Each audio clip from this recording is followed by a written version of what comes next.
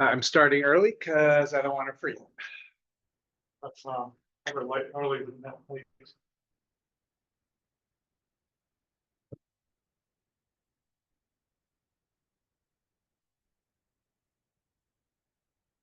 How's life in West Hollywood? How is life in West Hollywood?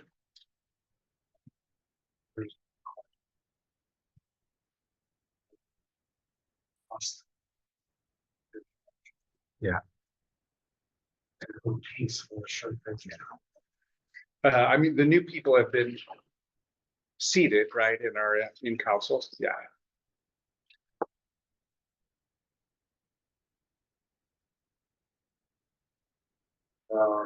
Meeting last month was canceled because of the fires. This to occur right at that time. No, it's never reached such a much. You want to turn yours around and face out? Yes, okay. How many one is good?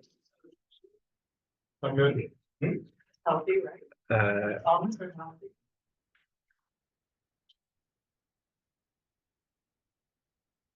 Los Angeles note taker and Rob's note taker.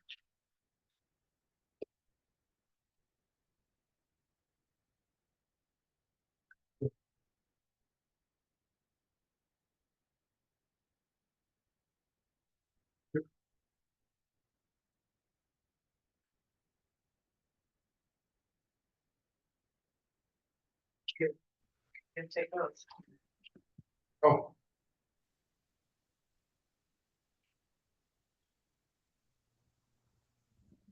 We are still assembling, those of you who are on Zoom, so give us 2 to 3 minutes before we actually kick this off.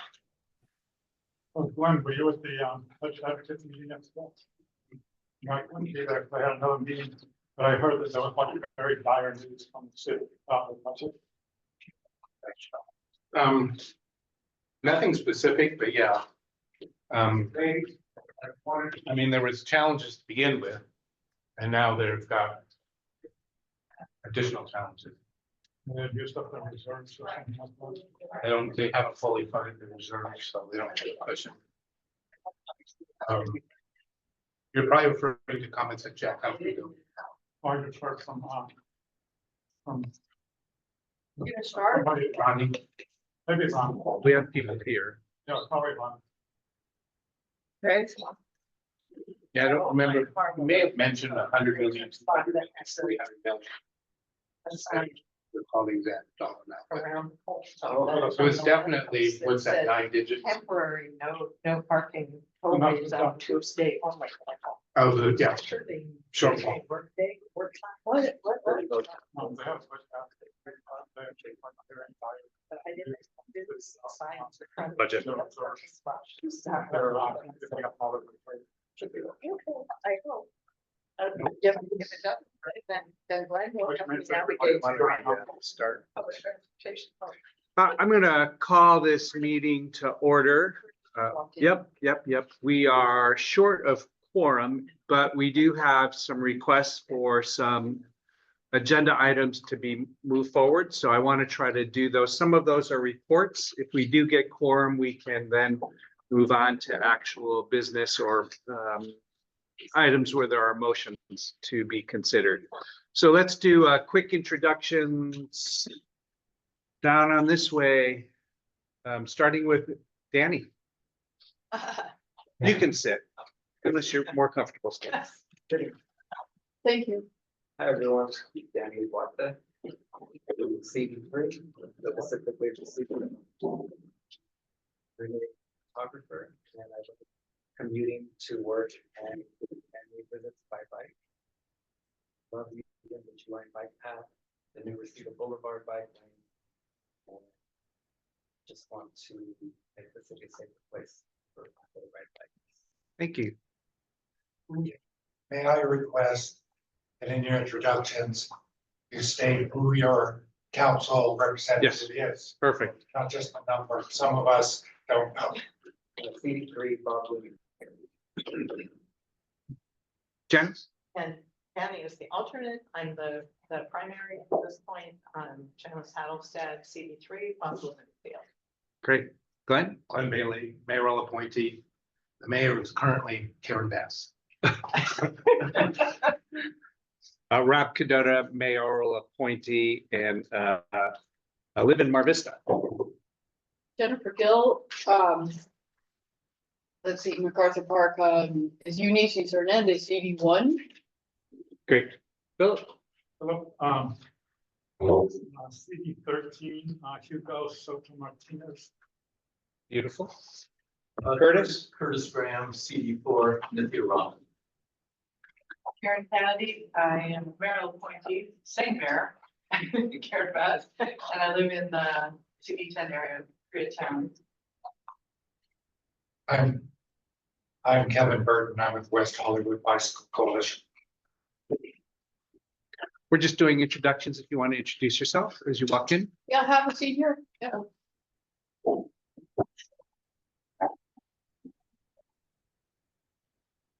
Did you want to introduce yourself, please? I'm Jill. Jennifer, number 7. Great. Bring silver, item 7. Great. Thank you so much. 3, 4, 5, 6, 7. We are short of a quorum. Let's do introductions for those who are online. Michael? Michael Schneider, CD5, Katie Yaroslavsky. Elliot? Hey, this is Elliot from LADOT. Great. Thank I you. live in CD4. Thank you. Eleanor? Hi, Eleanor, also LADOT Vision Zero team. Thank you. Karina? Hi, Carino Della Cuesta Van Nuys. Great. Thank you. Christoph? You want to introduce yourself? Yeah, hi everyone.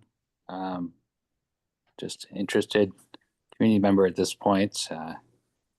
Yeah, and based in Hollywood area, so can't make it there in person, unfortunately, but hoping to tune in anyway. Appreciate you zooming in. Call-in user number 1. Do you want to identify yourself?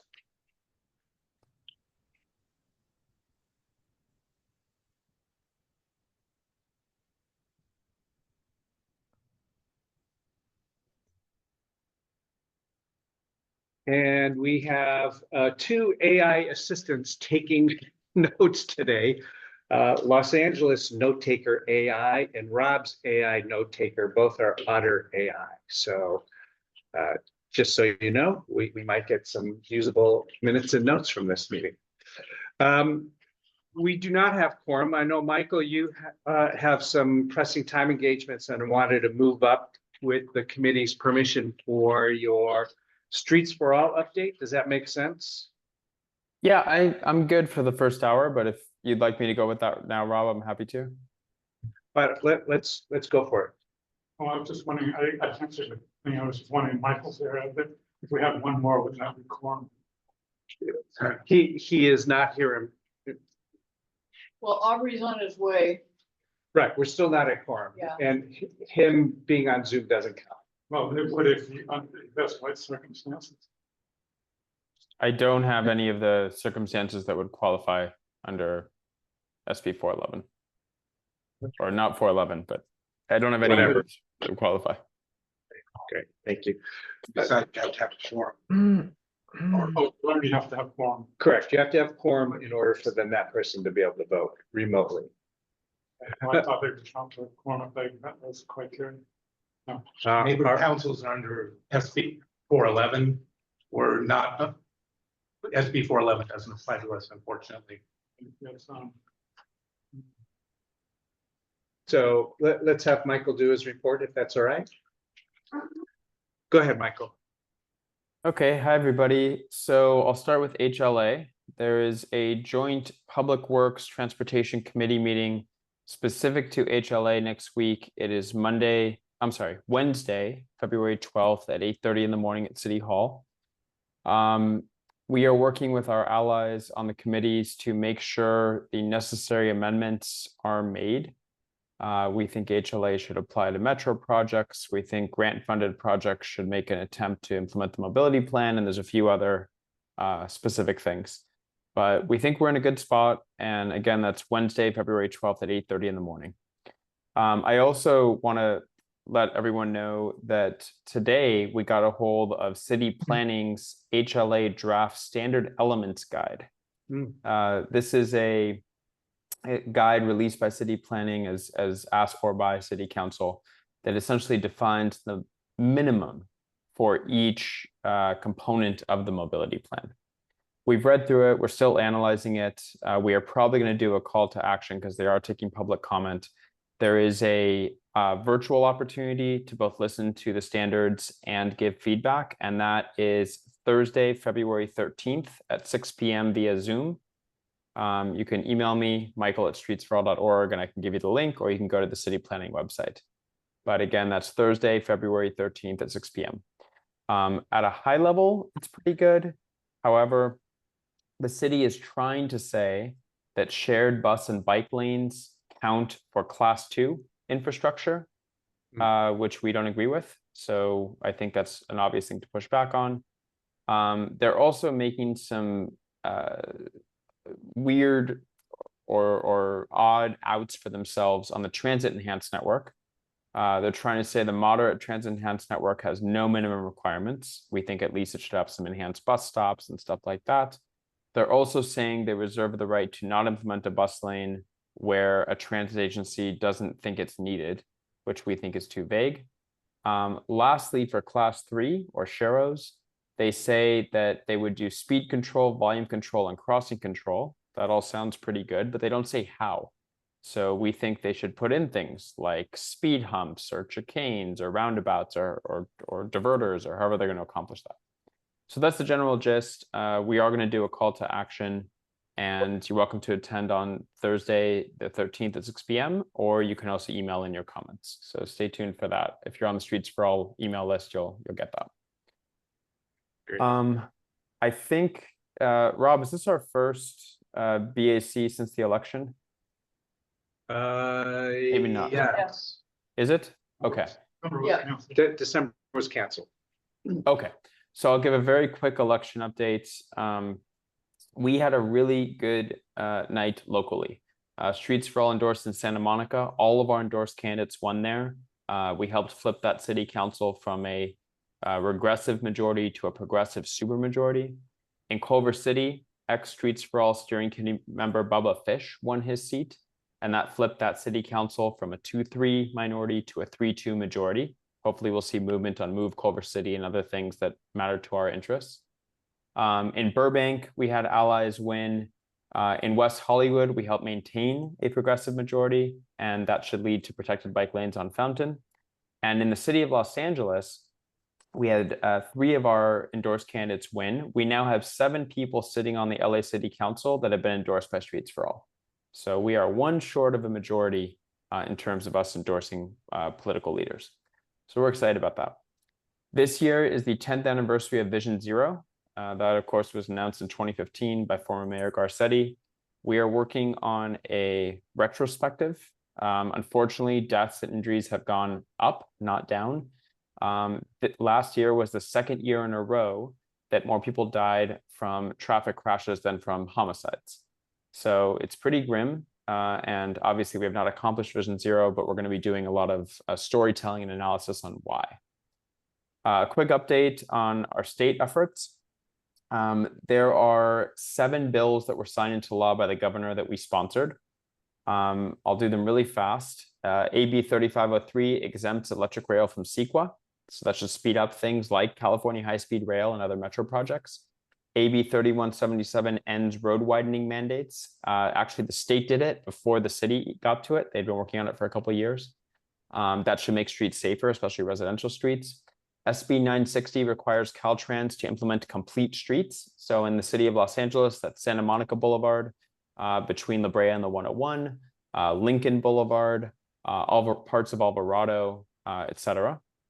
SB 961 would have added speed governors, and it became a passive system. So if you were speeding, it would ding, just like if you didn't put it in your seatbelt.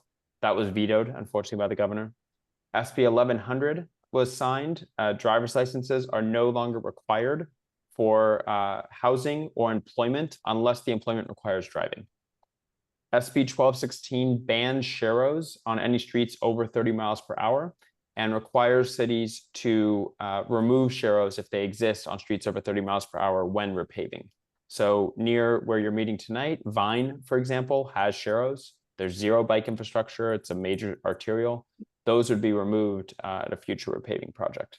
Lastly, SB 1271 mandates safe e-bike manufacturing standards. We want to try to get ahead of the hysteria that's happening in New York around exploding e-bike batteries. Our next happy hour is next week. We're going to have newly elected Councilmember Bubba Fish of Culver City. That will be also on the 12th from 5 to 6 p.m. via Zoom. The county version of HLA continues to progress. I saw a draft of the report back. It's not quite where it needs to be, but we're making good progress. We do think by the summer, the county should adopt a version of HLA without the campaign and ballot measure, which is nice. So stay tuned for that. Couple last updates. Robertson and Clifton Way, which is on the border of Beverly Hills and the city of Los Angeles. The city of Beverly Hills is putting in a bike crossing. If you know that area, Clifton Way ends at Robertson and it jogs and then begins again. And so this bike crossing should help people get from one Clifton Way to another. The city of LA controls it's their sidewalk, but the city of Beverly Hills controls the parking, but it's LA businesses. It's right on the border. So our goal is to get a two-way protected cycle track for that short half block, and that would get people to and from both Clifton Ways very safely. An update on Venice Boulevard. In the City Olympics plan, they have plans for protected bike lanes on Pico, east of Crenshaw, all the way to Figueroa, and protected bike lanes on Venice, all the way to Arlington.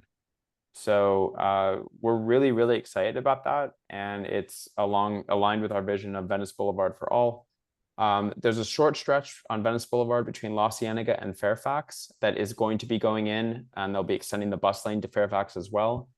That is delayed for a really silly reason. The contract Streets LA has for people in the orange vest to go out and close a freeway ramp temporarily so they can do their work expired. So they're working on getting a new contract, and once that happens, that will go in this year. Lastly, active transportation funding, ATP, was cut by $400 million by the governor last year.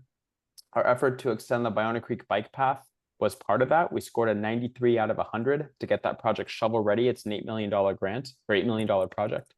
And we didn't make the cuts because projects only 96 and above got awarded. So we're part of a coalition working to get the governor to restore that funding. However, I have exciting news, which is the project scored so highly that Metro is actually recommending it for regional funds. And it looks like the city of LA is going to make up the funding gap. So long story short, by this summer, that project should officially proceed. And that means the effort to extend the Ballona Creek bike path to Venice and Cochrane should be moving forward, and that'll be shovel ready within the next couple of years, hopefully with a friendlier president eventually to this stuff, and hopefully with a friendlier California budget to actually fund the construction. That's it. Thank you. Happy to answer any questions if there are any. Questions for Michael? That's quite a report. I'm sure you have extensive written notes there. A lot of it's also in the minutes from our subcommittee. Yes, correct. Ask question. Yep. Michael, the county version HLA, would that only apply to unincorporated county? Yes. Okay. Thanks. Other questions? Michael, thank you so much for that report. We're still short of quorum, but I do want us to continue in typical fashion of the agenda. So is there public comment for items that are not on the agenda? Kevin? Couple of topics.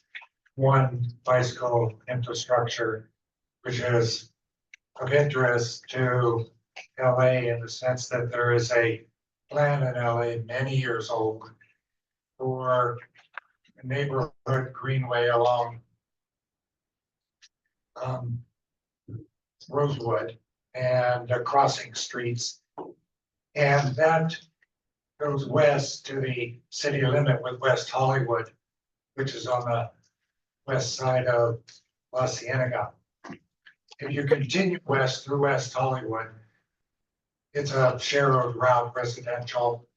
But then you get to San Vicente Boulevard, where if you want to get across, it has in years past been very difficult because it's several lanes, especially at rush hour, there's a lot of traffic. And that's true of pedestrians wanting to cross as well. And there was no crosswalk, no light, nothing. City of West Hollywood is now installed infrastructure there. There is an overhead blinking light that has a specific technical name, like a hawk crossing, something like that. Hey, gentle.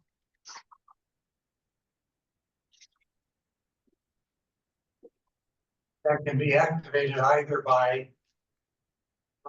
pedestrians or bicyclists. So Gentle. Somebody's dog is reprimanded. so if you're proceeding west, Okay, well. Rosewood approaching San Vicente, there's a green bike lane. There are sharrows and then a little green bike lane leading you to a bike crossing across San Vicente. And that's parallel to the pedestrian continental crosswalk. And there is a post right next to the curb for bicyclists to activate this signal. It has blinking lights. It goes completely red to stop all traffic, then blinking red, meaning it's like a stop sign. And it has various phases. And there are push buttons for bicyclists going in either direction across San Vicente. If you come south San Vicente and want to turn left onto Rosewood, again, there's a button there for bicyclists as well as a separate button for pedestrians. So it's now, and there's a lot of, it's very specifically marked on the road with green paint, which route is for bicyclists, which is for pedestrians. And it's an easy crossing now if you ever try to do that. The city of LA, as part of its plan, is supposed to install a crossing across La Cienega Boulevard at Rosewood Avenue. It's going to, as according to Michael, is going to be something similar to what is now President La Brea at Rosewood, whereby there's bicycle detection, specific lane for bicyclists to wait, and then bicyclists are detected and there's a red light stops all traffic. And what the status of that is in Los Angeles and Los Angeles and Rosewood, I don't know. Our city staff are going to check with LA staff, get back to me. If anybody in CD5 knows, maybe they can let me know. So Rosewood should be easy to cross at those two busy arterials. A separate topic that is timely, I think, has to do with emergency evacuations. As anybody who lives in the Hollywood area knows, the Sunset Fire in Runyon Canyon on the Wednesday after the big fire started in LA and Altadena on Tuesday broke out in Runyon Canyon. So there was mandatory evacuation down to Hollywood Boulevard for quite some distance, Crescent Heights going all in Laurel Canyon going all the way west, the 101 freeway, and evacuation warning zone going down to Sunset Boulevard. I lived just off Fountain Avenue, a couple of blocks south of that. And there was kind of chaos broke out because there were multiple notifications. The city of LA's notification went to a lot of people. West Hollywood, and it was in LA. And so as part of that, the mandatory evacuation as always happens. There's a sudden evacuation. Everybody got in their cars and tried to leave at the same time. So there was big traffic jam, this always happens. People were sitting in their cars, not being able to move. And so it was a little chaotic. I was on Fountain Avenue at that time and was observing all this. I was on my bike. And I am involved with emergency preparedness in the city of West Hollywood. And I have been preaching for some time and have been very active in this recently because of the fires and advising the authorities to advise the public, this is where you all are involved, that if everybody tries to leave in their cars all at the same time, you're not going to get out. If the conditions had been like they were on Tuesday in the hills north of Palisades, the hills above Altadena, same thing would have happened. Because there would have been no air support. On Wednesday, the winds had died down. There were lots of helicopters going into Runyon Canyon every few minutes. I was standing there watching them. They're going to Hollywood Reservoir, refilling, back to Runyon Canyon, making loops, and attacking that fire very vigorously. And the wind had died down. So I judged that there wasn't much danger. I was out of the evacuation zone. I went home and looked at the evacuation zone and advised my neighbors who had no idea what was going on about what the situation was. But I have spoken to our Public Safety Commission, who were completely consumed by emergency preparedness. After then, I've spoken to the City Council, and I am speaking to our emergency responders that the word needs to get out. People need to have a plan B, and they can't get out of their cars. There are a number of options for that, where you need to be able to move through traffic for the people who are not moving. So for this body, one of those is bicycles. I was on my bike, Fountain Avenue, Sunset Boulevard, cars were moving about 2 miles an hour. It had been like Tuesday, the conflagration would have moved right through Hollywood, down to West Hollywood. They all would have been trapped. Just as bad in Palisades. And there are a lot more people than Altadena, I'll tell you, Hollywood, West Hollywood. Everyone would have been trapped. A lot more people would have died than died in Palisades, Altadena. That night, and the conditions been the same, because they were not moving in their cars. I was on my bike. In those jams, I moved right along. People need to be advised, every one of you has a role in this, to have some other option to evacuate with a GoBot bag. On my bike, I have a rack. This isn't the bike I use, same sort of bike. I have a duffel bag, it's go bag. I practice this. I can put it on the bike rack, bungee cords, hold it on. I have a big backpack. I have 2 big panniers. Everything I need to use, bring with me to evacuate, which I had ready that night, I can take on my bike. Every one of you should be prepared to do the same, because you're all bicyclists. Every one of you should be talking to your emergency responders. Strike while the iron's hot. This is the time to advise everybody in the city. If this kind of thing happens, you all try to leave your cars at the same time, you will not escape. And you can get out of your cars and walk, but how much are you prepared to carry with you that in your trunk or the back seat? Probably not much. Kevin, you gotta wrap it up. Anything else. So that's my message to you. You ought to think about spreading this word about bicycles being one of the options. Awesome. for a Can you state. send us, like a prepare list? Red Cross and others have great. No, but yours, the bicycle one, because that was good. That was really good. My prepare list would be like what you can get from the emergency responders. It's not anything special for my. It's just got bungee cords. That's right. That's right. So attached up, right? Yeah. I mean, It is spare. panniers, backpack, I have a big backpack. Yeah. Yeah, But what I carry is what the emergency preparedness people advise. Great. okay, Thank you. awesome. Get away. We do have some city department staff on.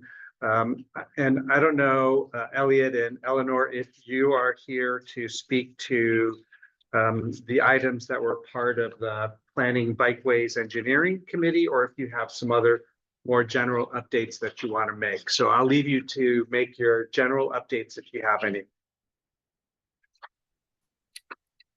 Sure. I don't know about Eleanor, but I just have a couple items that I want to speak to. That they're just updates from the subcommittee. So, sorry, let me get my notes ready. We were talking about the Northvale gap. I guess this is a couple of weeks ago. There were some extra questions that I was waiting on an answer to. So just to reiterate, the construction is hopefully going to start sometime early 2026 if no delays are encountered before that time. We're hoping to obligate the funds by the end of this fiscal year, which is I believe June 2025, and we're anticipating a 6-month bid and award phase. So we're anticipating that by the end of 2025 we'll have the construction will have gone to bid and been awarded, and we'll be able to begin construction soon after that. So with no further delays, we'll be able to start construction. This is the Northvale gap. Part of the expo line. And just to clarify, this is the off-street portion, which is being built by our bike paths team. Someone asked if we've settled all the issues with the homeowners, specifically the sound wall. They've said that a block wall has been designed and installed in a portion, and it should cover all of the homeowners in that settlement. The rest of the bike path is going to receive a wrought iron fence over along the path, and specifically there's a storm drain where the block wall you couldn't build the block wall over the storm drain, so you're gonna have wrought iron fence in those areas where the block wall would not work. It is funded, and the city has all the titles, all the necessary real estate titles, and just waiting on some encroachment permits from Caltrans. Someone asked if they could see the plans. That is tricky. I think maybe a better path would be to, if you're really curious, maybe at some point in the upcoming in this year, we could have someone from the bike paths team give a presentation to the BAC, either the subcommittee meeting or this meeting, most likely the subcommittee meeting. They're quite a small team, so we'd have to work with them to find availability in their schedule. They have a lot of projects, and there's not too many of them. But if the BAC needs that, we can work with them maybe, and I can at least bring it up. There's some other questions, but some specific questions about the settlement agreement, and some specific questions about outreach. And generally the answer is that outreach, we have conducted some outreach, but there will be more outreach conducted as these plans continue, construction begins, etc. And I don't think that there's anything else. Does anyone have any questions about that? No. Is that all clear? Thanks, Elliot. Appreciate that. Sure. There's more. And so that's just to address the Northfield Gap questions. I know that Philip also asked about a Safe Routes to School project. The project manager who was in charge of that project has left LADOT recently this month. So that project no longer has, well, we're searching for someone to take on that project is the answer. So I don't have any updates as to where the project is. We've had a few people leave in the last 6 months, a few key people, and I think the senior staff are working to find a new manager for that project, but everyone is almost at capacity right now. So I'll keep my ears open, and I can check in about that project again this year and see if it's gone anywhere. But for now, there's no update. I'm sorry, which and project was that? that Safe routes to was school. Thanks. yeah, Philip. Yeah, it's a Safe Routes to School, but it's specifically something central. I'm sorry, I can't remember the exact name of the project. Yes. That's correct. Yeah, Central thanks, Phil. City School Project. Safe Yep. routes to school, climate resilience, safety and climate resiliency on network project, I think. Does it have a different name now? Because when I Google that name, I don't get anything. So I mean, is there a list of? As far as I know, it does not have a new name, but that could change as it gets shuffled around and finds a new home within the department. And once that becomes clear, then I can let you know. But we're still trying to figure that out. Our team grew, but we still have a lot of work. So I think is there anything else that I'm missing? I know that Philip today sent me an email and mentioned the LA Riverway Phase 4 path and the some questions about the equestrian portion of that expansion, but We're hoping to get to that in the very near future. So hold on to that. But he might not be Sure. able to- That's why I'm trying to move this along. So Okay. Eleanor, did you have any reports that you needed to make or Just here would to like to listen make? in. No, I'm just Sorry. here to listen in. Okay, great. Thank you. So I would like to shuffle the agenda a little bit, but I do want to do the election of the chair, vice chair, and potentially a secretary. You don't have one. Correct. We need 10. We are currently at 9. So I'm asking. hold that good thought. If you are at all interested in joining the executive team, there is room at the top for you to be part of that. It's so enticing. Yeah. All the water. Jennifer and I would be more than willing to work alongside any takers to help prop up and move this group forward as we continue the good fight. Is that a fair representation? Of course. Okay, good. Glenn, can we have a discussion about the LA River equestrian bike path? And So we the should- we're gonna Sepulveda LA River bike path? So we're gonna be voting on something we should discuss, but we could. I may get in trouble, city attorney. I think we can hear public comment. We have to have 10. 10. Well, so let's have board. We can't have board discussion. With less than a quorum, it's something you're gonna vote on, but. I have been at meetings, so there are different things. I don't think the city attorney is not listening on.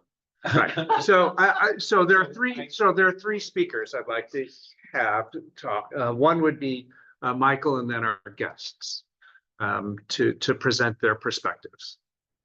Yeah, and keep myself out of trouble. I'm letting you know that at other meetings, some of the city representatives have said if there were non-board member guests doing public comment, that you can let that, that sort of thing. But other people from the city say, no, not everyone. We're gonna try to plod through. So I'm People have just- taken yeah, their time I out. just want to give Michael comments. is I don't want representing- anyone saying Yeah, Glenn yeah. said, No, okay? no. So Michael will be speaking on behalf of Streets for All versus position. Jill, do you want to start off with the present comments about 7A, about a possible motion to support a change in the proposed LA River bike path in the Sepulveda Basin? I can do that. And has there been any other entities that have considered and passed any changes? I know the Equestrian Advisory Committee or anyone else? The the Los Angeles Equestrian Advisory Committee has sent a letter, which is posted on their website. And I don't have it in front of me, I can look it up if you would like it to. Please forward that to us when we consider it again. I think that would be critical and important. And when you came in September, I did ask the two of you to send me background information. And I, to my knowledge, never got anything. So I did my own research and provided some links here. But in the future, if there are motions, we do need basic background information. I think that's just a courteous thing to do. So Well, we were speaking off agenda item on that. I understand. I asked you to follow up with me if we were going to consider this in the future. And to my knowledge, that didn't happen. So in the future, please, all board members, make that a standard of care, if that's possible. And my apologies. No. My apologies. There are additional documentation that I would like you all to be able to consider having to do with trail guidelines. Great. So let's do the LA River Sepulveda Basin topic first. As you know, you all have a copy of the letter, it's on the agenda. It's linked. If Okay, people, Did I submit it? I can read it again if you like. I think people can. Okay. The issue is the dog park being next to the bike path is a dangerous situation. And that is dangerous for the bike riders, for the dogs, for the people. You also got pedestrians on this bike path as well. They are going to be taking 10 feet of the dog park. At first they said they weren't going to take the trees. Now they're saying they're going to go around them. This is When you say they, who's taking what trees? Building of Engineering is doing this. Building of Engineering is doing the one in Sepulveda Basin, and DOT is doing the one in the Phase 4 by the part of the horses. As it is now, there's 3 other alternatives. One of them is to, as you know, the bike path starts on the south side west of White Oak. Then at White Oak, it comes as White Oak crosses the there's a bridge. And I have maps, but if we're gonna do this again, then I don't want to pass them out. But as it is now, so it's going to go under the White Oak Bridge, make a long loop around, circle around, come back up to street level, go across White Oak, or go across the river on White Oak, and then connect back to the north side of the river. And then go along the dog park. There's no reason for it not to be able to stay on the south side. That is one of our options. It can continue down. It can continue all the way down to Balboa, or it can go to the Orange Line Bridge, which is about a quarter mile away. They are already in plans to do a pedestrian path right next to the Orange Line Bridge. Why not make it wider and continue that with a bike path? Or if you are going to get off at White Oak and go across the river, 300 feet away is another bike path that already exists, Victory Boulevard.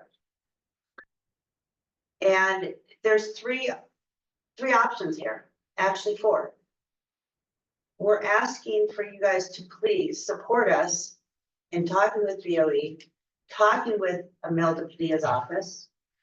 Because it really need, who's CD6 and that is her district. There are other options that make it work for everybody. We have reactive dogs, that any bikes that go past, now as it is, we have people that do go past there and the dogs run after it and attack it. The other issue we have is BOE is not even concerned about security and maintenance. And I'm gonna read something here to you from BOE. And it says, in addition to existing operations and maintenance, additional funding and staff are needed to maintain Sepulveda Basin. Currently, the park shows the overstressed budgets and overstretched staff. Prior to significant capital investments, it is critical that the maintenance is improved in Sepulveda Basin. Community concerns were raised during engagement meetings that if current facilities aren't maintained well, then additional facilities should not be added. There's no plans for security and maintenance. They're talking about after it's built, we might do something. But it's dangerous for everybody. And we're really asking for your support because as bike riders, you guys know the ins and outs of what goes on, what scares the crap out of you to fall off a bike. I know that you have ridden past bikes, past dogs, and there's reactive to that. So it's just. Do you want to pause for questions? Sure. What's the status of the project? Is it still open for public comment, or as I read it, it's done? They said, well, what you put in the agenda, that was for the Sepulveda Basin Vision Plan. That's not for this specific bike path. So is there still public comment periods open for this? It is closed for now, I believe, but there are options to where you can speak with Imelda Padilla's office. We can have meetings with her. There's always room for. Those are outside of the regular process, right? Correct. But the public comment period is for the most part done. Okay. Yeah. Are there But other nothing questions? is ever in stone. There's always things that can change. When we did ask about putting it on the south side, they kept saying, well, it costs too much money. It's too much money. And we said, what is the money difference? Okay. I have two people that have Okay, comments. but they did say, we never looked at that side. We Okay. never studied it. Okay, great.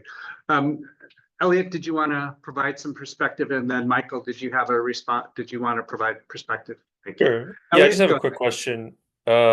I just am wondering, could you just confirm whether the dog park is fenced or not? Is it an open park? I'm sorry, I'm not familiar with this area. I've never It is been over there. it is but- fenced, and that's the concern that they're bringing, that there's not enough of a barrier between the dogs and the bike path. Correct. There's 3 different sections of the dog park, small, timid, and large, and it will affect all sections. Okay. Rob, have you seen it? Yes. Guess later on, I'm curious what. Yeah. Well, let's hear from Michael. Michael, do you have comments in your capacity as Streets for All? Yeah, I have a few thoughts. So,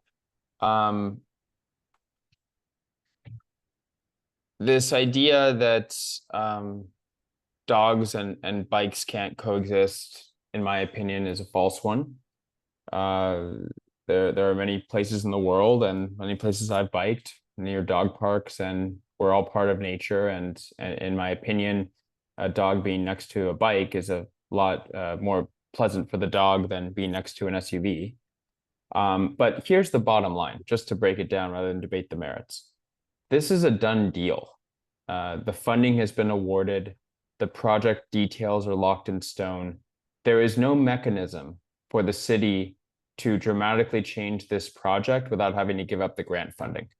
So, in my opinion, this is kind of a wasted conversation unless this committee wants to consider writing a letter suggesting the city of Los Angeles give up millions of dollars towards building our dream of a path along the LA River.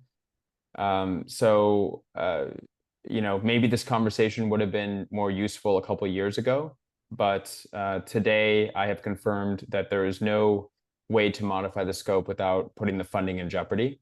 And given the Trump administration and the funding cut of the active transportation program and everything else, that's not something I would suggest this committee take up. So those are my thoughts.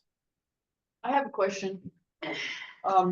To Michael or to who's your To question? Elliot. Okay. Elliot, could you help us with who's funding this? We're in the kind of I don't know who's funding it, and is there any chance that we could talk about the South Side in terms of funding? I don't know because it's a BOE project. It's under the Bureau of Engineering, so It's changing the direction. It's just redirecting the path. It shouldn't change the funding at all. It is costing $66 million for 3.5 miles. That means it's costing over $22 million for 1 mile. It's not changing the funding whatsoever. Redirecting the path would Yeah. be a huge change in the eyes of the person granting the money, the entity granting the money. That may. Do you know who that is, Michael? I don't know if it's federal or state funds, but I know they have been accepted and the project scope is locked. So this is not a conversation unless we start from zero and give up this grant funding. Could I just add quickly that we tried to get on the committee and on the agenda, and we couldn't.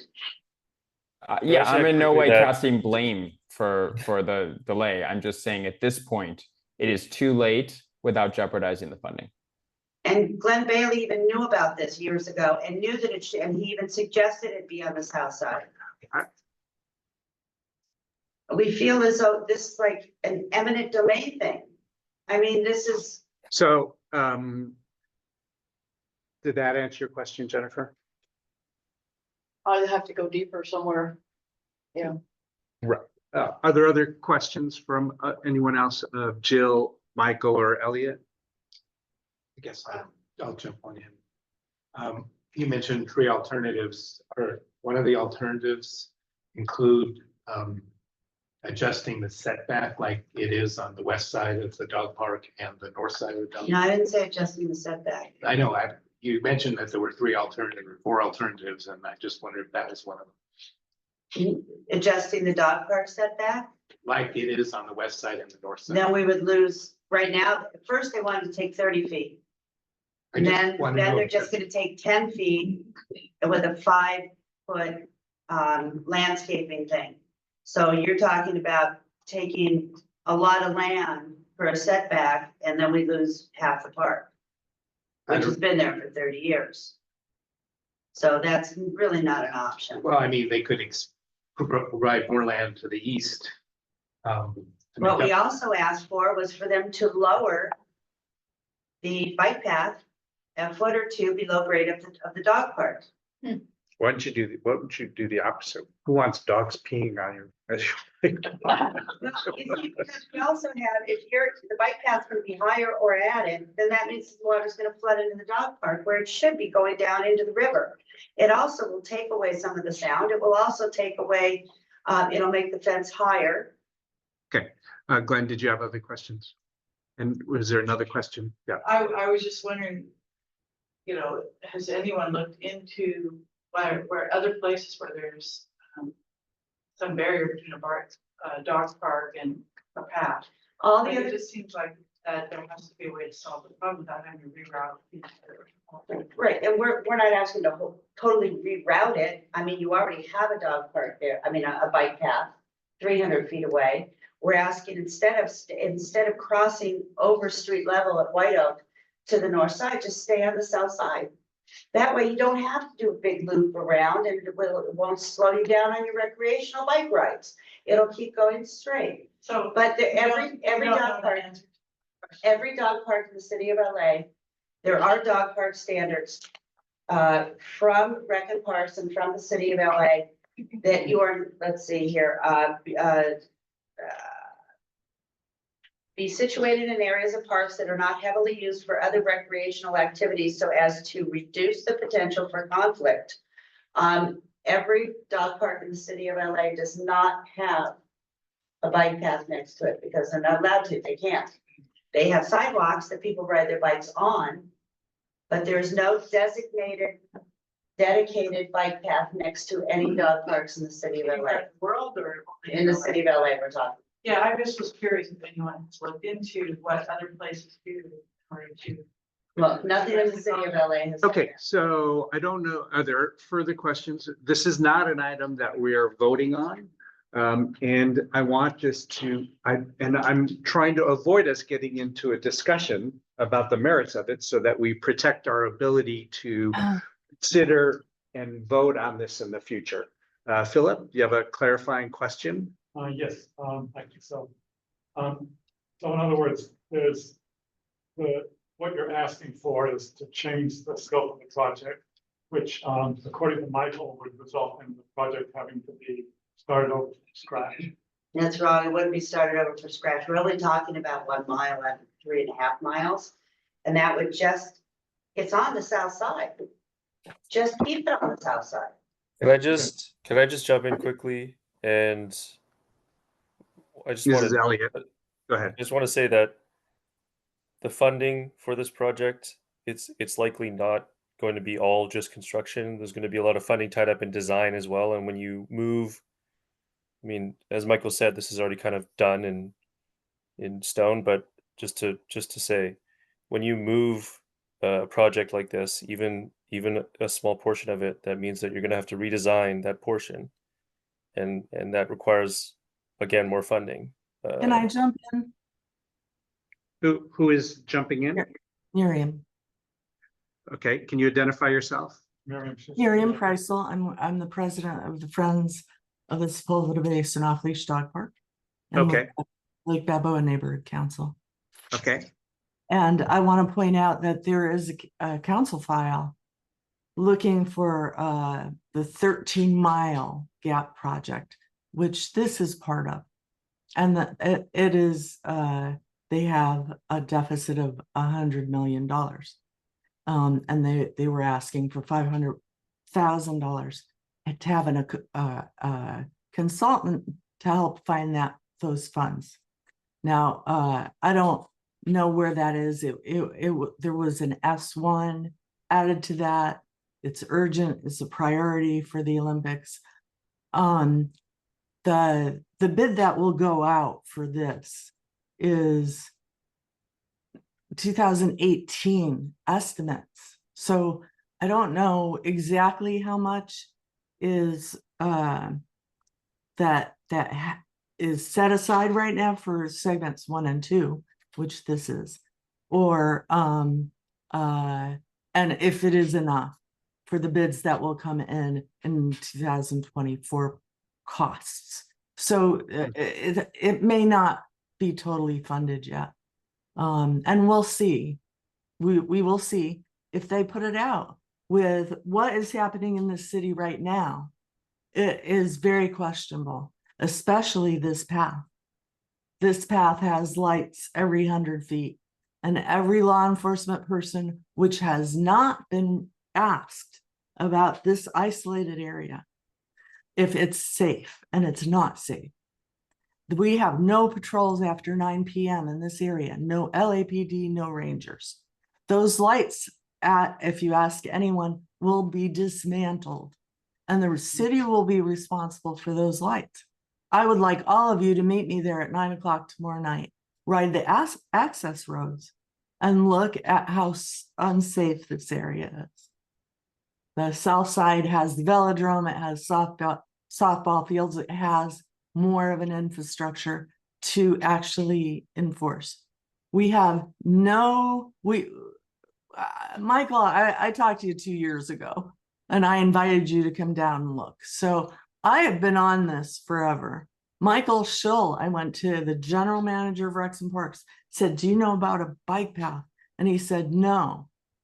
He had no idea. He knew about the other one, but all he knew was there was one going into the Sepulveda Basin recreation area. So when the general manager of Recreation Parks tells you there's nothing that will affect the park, you kind of think he would know about it. So it's not like, we didn't try and negotiate this back when we could. Thank you. Mayor, The- Rob. we are not making a decision tonight. We do not have quorum, and so we're just providing information. And so I But I would appreciate like the to, information. And if you could provide, again, like the council file relevant to that, that would be helpful, basic background information so that the board has as much authoritative information as possible. That would be terrific. But I would like Michael, to did you say have a comment? besides this path, just, you all do good work. I would say that not allowing enforcement of that area to be involved, that they are censored from saying this is not wise.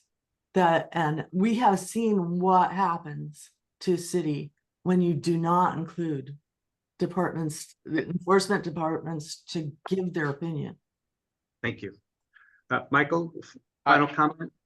Yeah, I just wanted to say that I just confirmed with Bob Lewinfield's office that if it was redesigned in any material way, that it would have to go through the Army Corps of Engineer approval again. And if anyone knows anything about the Army Corps of Engineers, it is a federal agency. They take years just to review a document. So in addition to the funding risk, there's also an enormous amount of time. So I just wanted to let you know that I just reconfirmed what I said before, which is the funding is locked and the scope is locked. So again, I'm not saying anyone's to blame for the delay in this conversation. I'm just saying that is the reality of the current situation. And don't do it. Don't do the mile between White Oak and Marion, we're not in a position of making a decision or a recommendation tonight. So I appreciate your desire to speak. We have another item that we want to get to before we lose people who are on both city time and have other engagements. So at this point, if it's possible, I'd like to move to the second item, 7B, discussion of a motion to amend phase 4 proposed LA River equestrian bike path in Griffith Park. Sabrina, the floor is yours. I brought a map, which I shared with everyone, and which is linked in the comments. So I can bring a hard copy of it for the next meeting. We have some. Yeah.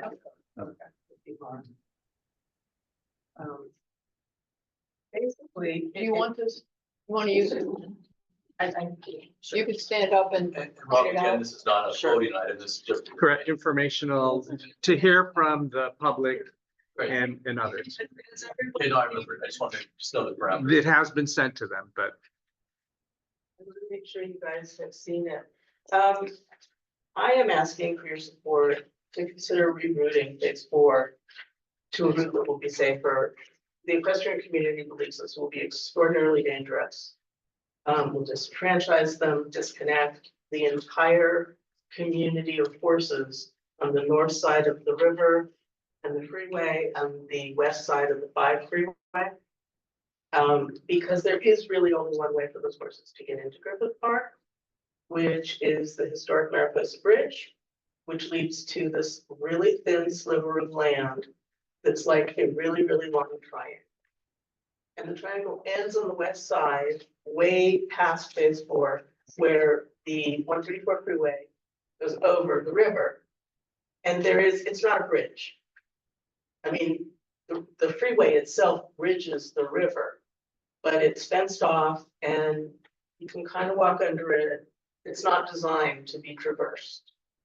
And so it literally dead ends at the crossover. And then at the head of it on the east side is Riverside Drive Bridge, where you have a bike path that goes under the bridge and turns around and comes up to Riverside Drive, where cyclists can go right or left on the sidewalk. The building of that path took away the second and only other crossing of the river for equestrians. So there actually is only one way for equestrians to get into the park. And it's in this Mariposa Basin. Mariposa Basin is a historic designated horse trail.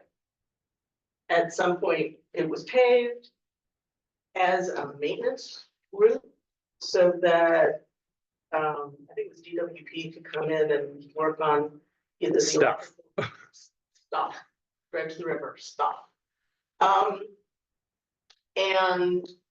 But it's dirt and it's not maintained and this, that, and the other. Now, some of the same comments about wanting maintenance and wanting law enforcement would apply to this section as well. But the major, we all want more trails. We all want safer trails, right? Bike riders and horse riders. My personal concern and the concern of others in the equestrian community is that by forcing these two stakeholder groups with very differing needs together in this super narrow space, it's going to invite conflict and it's going to create a dangerous situation where people are going to get hurt. And I can say that currently, because there's no enforcement, bicycle riders are riding in this section through cut chain link fences. Did you have a question, I'll answer? Yeah, is that number 3, is that where the horses go under the freeway and go into the travel town? No, number 3 is currently the way phase 4 is proposed. It starts just west of the Riverside Drive Bridge and ends just east of that point 3. So it's going to end in the middle of an equestrian only area. And there is no exit. We think that's a really unfortunate idea and that nothing should be built without an exit because it's going to be super frustrating for bicyclists to ride out and then be faced with not being able to go anywhere, have to turn around and then go back. Now, if all equestrians and all bicyclists were polite and kind and considerate, it really wouldn't be an issue because there is no reason a horse rider and a bicycle rider can't get along. Problem is that that does not describe everybody and we cannot ensure how individuals are going to act. And there are well-meaning people who make mistakes like blow air horns at horses. So say, I'm here, whereupon the horse freaks out and can injure itself or its rider. And then there's some people who are actively hostile and it's really a recipe for disaster. So for 2 years, I have been trying to get, this is LADOT with Bureau of Engineering. I'm sorry, LADOT and Caltrans. Now, Mehmet Berker works for CD4 and he also says this is a done deal. What they have proposed or what he has mentioned is to take that ending and route it under that number 3 underpass so that that number 3 is Forest Lawn Drive, which I personally think is an extraordinarily dangerous place for a bicyclist to ride because it's a steep and short incline off the westbound freeway with a stop sign where cars rear end each other regularly and actually they've had to fish cars out of the river. So, and at that point where you can see that the on and off ramps sort of bulge towards the river, it's extremely narrow. So the equestrian community's concern has to do with enough space for safety.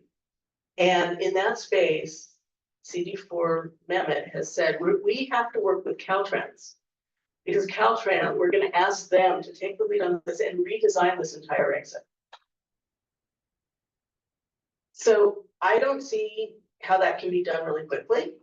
And I think that ending the bike path in the middle of this equestrian neighborhood, or it's not a neighborhood, it's really a small dirt nothing.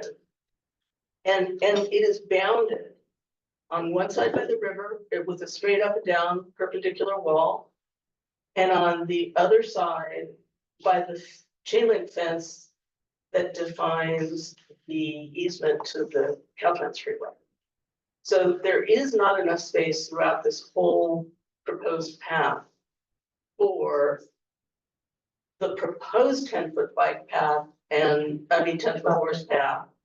And I can't remember what the bike path is. There's Bike not- path is 12 foot, the horse is 10 foot, So and 5 foot the sun's. there are federal guidelines for horse trails and there are county guidelines for horse trails. And they require shoulders, on the end, in between. And then personally, I've seen bike paths with like 5-10 foot brush and vegetation between the bike path and the horse trail. Horses have a 350-degree range of vision. And if something is coming up behind them, they can hear electric cars. And if they're startled by something, they're going to react. So something coming up quickly. Can we do a timeout? Just, you've been on a roll, but I know we have guests online that have time constraints. and Yes, So so just let we me can come back to you. just Sure. finish this. Absolutely. I know that this 2013 bike path vision is from the beginning to the end, all along the river. That's the dream, that's the vision. Down on the ground, there are some spaces where that's not actually possible, like by the studios, where the bike path has to deviate from the vision. 3 studios. 3 studios. CBS, Warner Brothers and Universal, they all detour around because they Okay. cannot go through. Okay, so 2 things. One, there's precedent for rerouting, and 2, in 1938, the LA River flooded, causing Army Corps to channelize it. And then in 1939, they decided to build this Mariposa Bridge because there was a vision within the horse community to be able to have unobstructed and safe access into Griffith Park. Great. So we have competing visions. Great. Thank you. Elliot, if you're still online, did you have anything that you wanted to add from a DOT perspective, or Eleanor?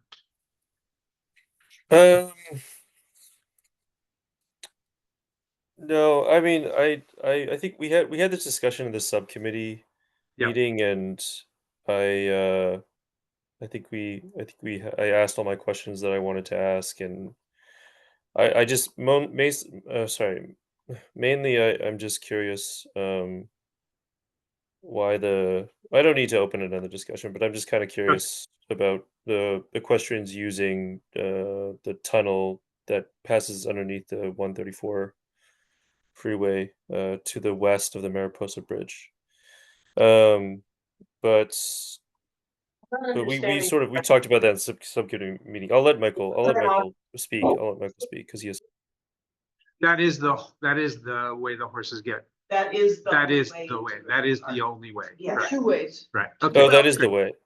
Yeah, that is Okay. the way. Right. Correct. But Correct. those are designated. Okay. Thank you. Good. Okay. Designated historic. I'm trying to keep us getting all voices before we It's not lose an people. option. Michael, your hand is up. Yeah, I wanted to say a couple of things.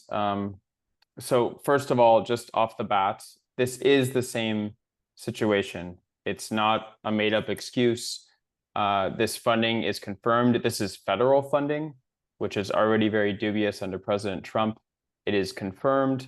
Any change in scope would jeopardize that funding and likely lose that funding. However, I want to say a couple of things. The path is never 5 feet for horses. It's always 10 to 12 feet. And I want to make sure that people know that. The second thing, can I share my screen for 1 second, Rob? There are some areas that will 5 feet. Thank you. I wanted to point out this segment because I thought it was super interesting. I asked a question. We had a conversation in the subcommittee meeting about fencing and separation. There was a conversation on, could we have sort of a tarp so horses couldn't see, and someone said that would be worse. They want to see what they're hear the noise. But this is an existing section where there's a bike lane on Zoo Drive exactly next to the horse trail, separated by a chain link fence. This is very, very similar to what is being proposed. So I just want to say, if this is working right now without an issue, I don't think the design is going to be an issue. And I do think we can coexist in the same space. But you know, most of all, again, this is another conversation that we probably should have started a couple of years ago. But at this point, I want to say a couple of years ago when DOT first came to the BAC with this project, I was the one that said, why are you guys building a bike lane to nowhere? Why doesn't this connect to anything? I was really concerned about that. And what I was told was, yes, this section doesn't connect to other things yet, but we were awarded funding just for this section. We have to take funding as we can get it because funding is the biggest challenge. And eventually we'll build out a network. So that is why the connections to both the west and the east are not ideal yet, but they will be. And this is a key gap that we're plugging with funds that we can't get back if we lose them because we have a president that could care less about anything except double-decking highways. So Quick response. Number one, crossing at grade, especially with bicyclists that go quickly, it can be dangerous. I mean, if there's lots of sight lines and openness, it doesn't have to be. But you would be crossing, if the proposed overall vision goes through, you go through the Mariposa Basin from beginning to end, you would be crossing 3 horse trails in this one, like in this really short area. And this is our the only, like there is no other route. It's not even possible. Whereas a bicyclist could ride elsewhere, horses cannot. So that's number one. And then, yeah, there's space between in your proposed trail. Number one, That was an existing trail. yeah, in that existing trail, there's a shoulder. There's a bit of a shoulder. And it really has to do with the behavior of a certain kind of aggressive cycling rider. And it's like, if there's a way to slow them down, or if there's some kind of enforcement with fines or something, or I don't know, because there's no enforcement right now. You can't get a ranger out there. Currently, it's not allowed for bicyclists to be there. No one will come and cite anybody. So, yeah, some guys tootling along with their kids, no problem. But if you get this really fast person going, it's going to scare a horse, even right like this. Sure. We are seeing a number of electrified motorcycles that are often referred to as e-bikes when they are not. But there's all sorts of good actors and bad actors. So, There's good and bad actors. Yeah. I think that. Is there any other information providing that way or questions that need clarifying? And again, we're avoiding discussion. Okay, so, long before I was on this committee, like 2019 or something like that, I think I rode in the area that you're speaking about without knowing anything about it. And I remember there were tunnels and there were, it's like the trail came to an end, it's like you didn't know where to go. Yep. And there was no signage or anything. So I might have gone through some of those tunnels that I wasn't supposed to go through. Right. And I'm just thinking that, in national parks, they have all these big signs that tell you, like the rules of the road, and what you're supposed to do and not supposed to do, where you're supposed to go and not supposed to go. And there weren't any, there was no way for me to know where I was supposed to go and not go. And, I don't know if I offended anybody, but I didn't, Right, she's gonna talk about signage in another meeting. Okay, but I'm Yeah, just saying, totally it seems different like item. that, you were saying that, if people, would just turn around and go back, rather than, trying to find some other way. Go back to where? Or go back. You the way can they- exit. You can exit the basin on Riverside Drive. There's a. I think the point has been made, and Michael has too. It Yeah. doesn't go anywhere. It's supposed to in the future. And what you're doing is you're bringing conflict and you're bringing potential. If they build it and do nothing, Well, it's gonna be 10 years before phase 5 happens. 10. How do you know? That's what they estimated. and I don't think know I for sure. I think I asked this earlier, and you said the Equestrian Advisory Committee has a letter. Yeah, they wrote a letter to Is it a motion? I guess it's. It was a letter that was passed by the Equestrian Advisory Committee, so it required a motion, I would assume. Yeah, they had a Yeah, motion. okay. they passed it, But it's attached to the council file. It's Okay. there. I did it's not look public for record. 2 years and didn't see anything current, so maybe it's because it's further back, but again, No, it's more recent. okay, great. What's the number? I look forward to getting those links. I'll have to email you the county file number. Michael, thanks for staying on later. Elliot and Eleanor, thank you for attending. I don't know if you are staying on, but I did want to let you know we're wrapping this part up. I just want to briefly address your comment, Philip, which is that currently bicycle signs go up like not permitted, it's not a paved road, this, that, and the other, and they come down within 24 to 48 hours, or they're spray painted, or they're vandalized. And it's a sort of a constant and ongoing battle. It would be awesome to be able to forge to a bridge between the two communities, that there was like some more empathy and. And they tried to put the signs high up so that won't spray paint them, but then the bike people can't see them. But it looks like they have in national parks and state parks, they can't just put up those kinds of signs that, you know, they just seem to stay, that nobody seems to bother them. As Jennifer said, I'm gonna come back and talk about like community bridging and signage and etiquette later. Michael, did you have a closing comment? Yeah, I just wanted to say I would love to forge a better working relationship between the equestrian community and the bicyclist community. I have been interested for years.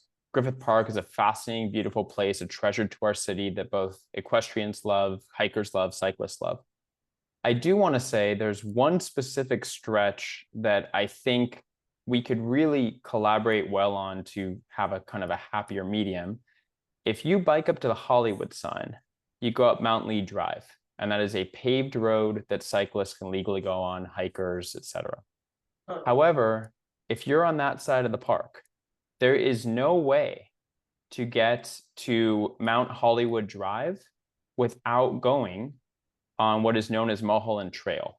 And it's a very wide 20-25 foot, depending where, dirt trail, but it is exclusive to equestrians legally.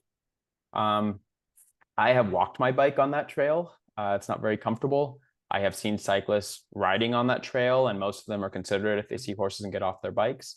But I just want to say, I have tried to go to Friends of Griffith Park and other places, and I have been shot down saying this is for horses, you know, kind of get out of town. I've seen there's been stories of people on horses yelling at cyclists.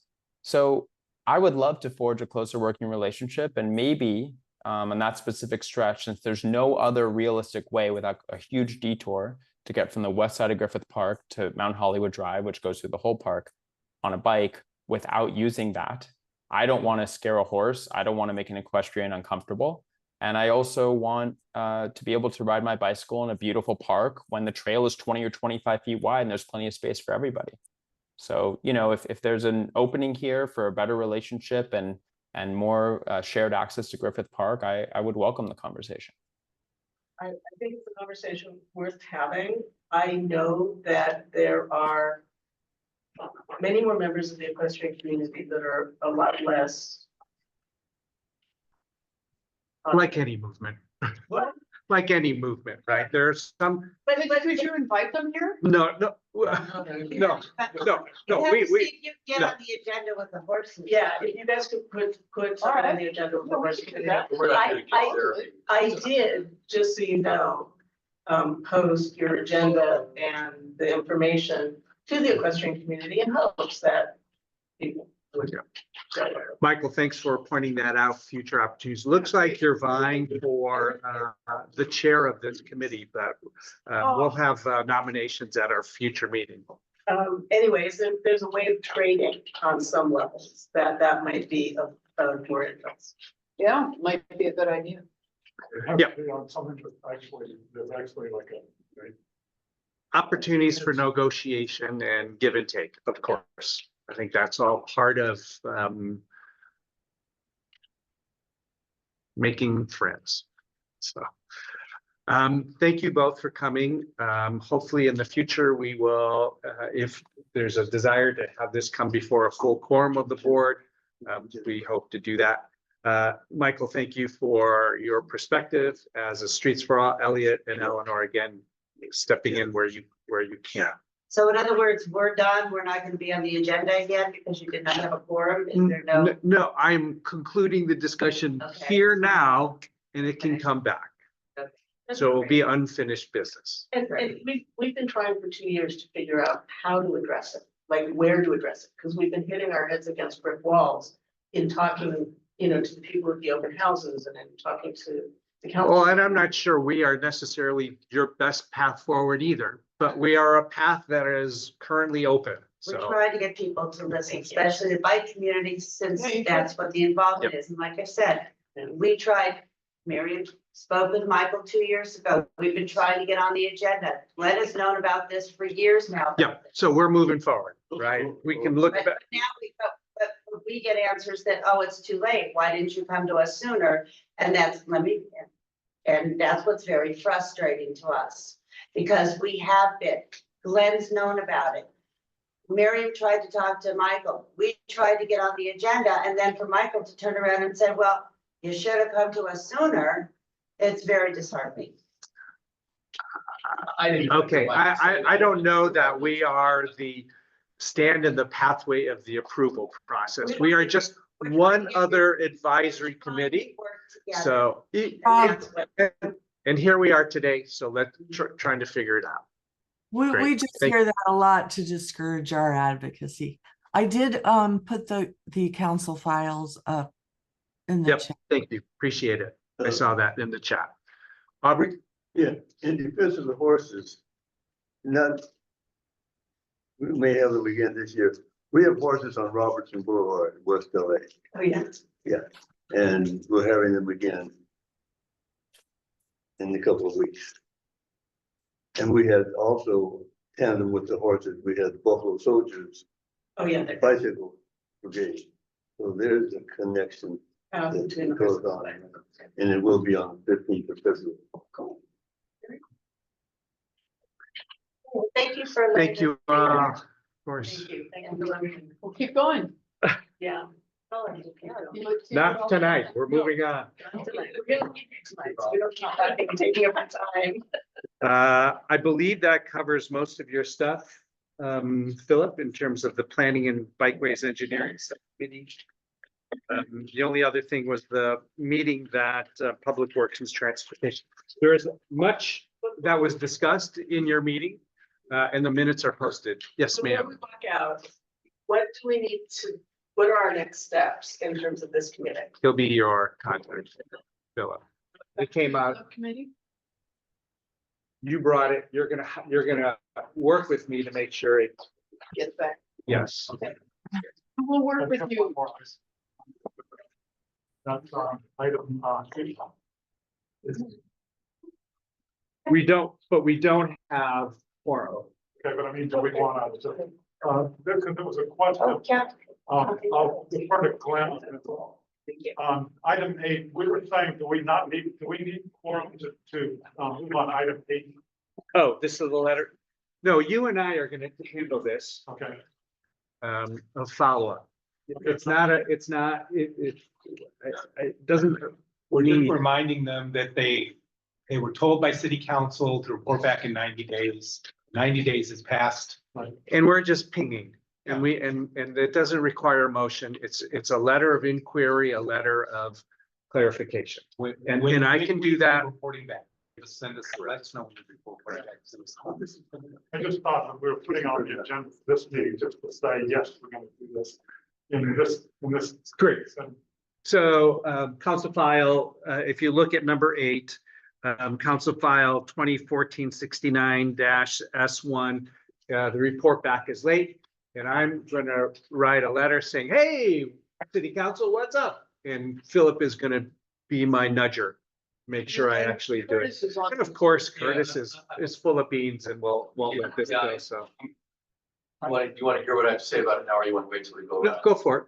Yeah, Sure. I spoke to CD4 just yesterday about it, and also last week. It's being held up at the LADOT, and they're confident that LADOT will respond to my much diluted motion in March.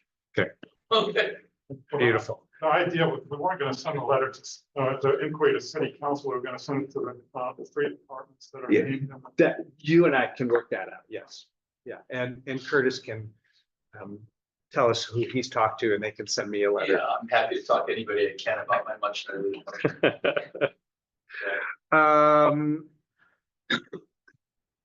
The rest is information sharing. So let me just ask you to look at the agenda and the advocacy and education subcommittee links. National Bike Summit. I had a great time last year, so much so that I went to the Cal Bike Summit because the National Bike Summit was so inspirational and informative. And so I'm going to do it again. And looks like there's more great speakers coming. So if you at all have the ability to travel, March 11th through the 13th, there is an additional tack-on training for Active Transportation Leadership Institute. It's like the conference is Tuesday to Thursday, and then there's an add-on on Friday, and I'm going to attend those as well. So that's the National Bike Summit. There is also a, did I not put this in there? A bicycle advocacy training, LCA training, happening the end of March in Santa Monica. And they are tapping a number of movers and shakers in the bike advocacy community who are in LA to talk a little bit about their experiences. I know one of them is Dorothy Wong from Altadena, ran cyclocross races and is on city council and talking about bicycle advocacy and working with electeds. So that's a much cheaper and not a per se a cross-state travel opportunity. So take a look at that. I will make sure it's in the minutes. National Bike Month is just around the corner. We are hoping to get some of our city council members to have the city issue a proclamation acknowledging Bike to Work Week or Bike Month, especially given the Vision Zero and our failure to really reduce deaths and serious injuries and to make a stand. Safe routes to school. There are some links there. And then there are some sister organizations, things that I want to make sure you're aware of. There's a save the date for Walk More, Bike More Festival, March 1st. The Firecracker Run, Walk, Bike is March 8th and 9th.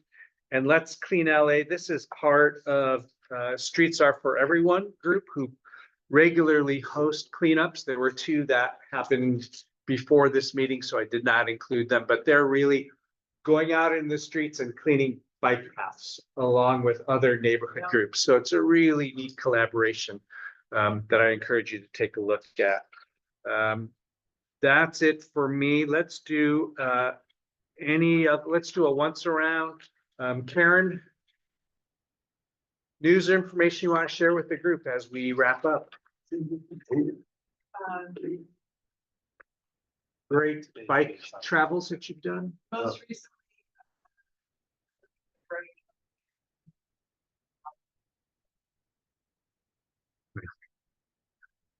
Where?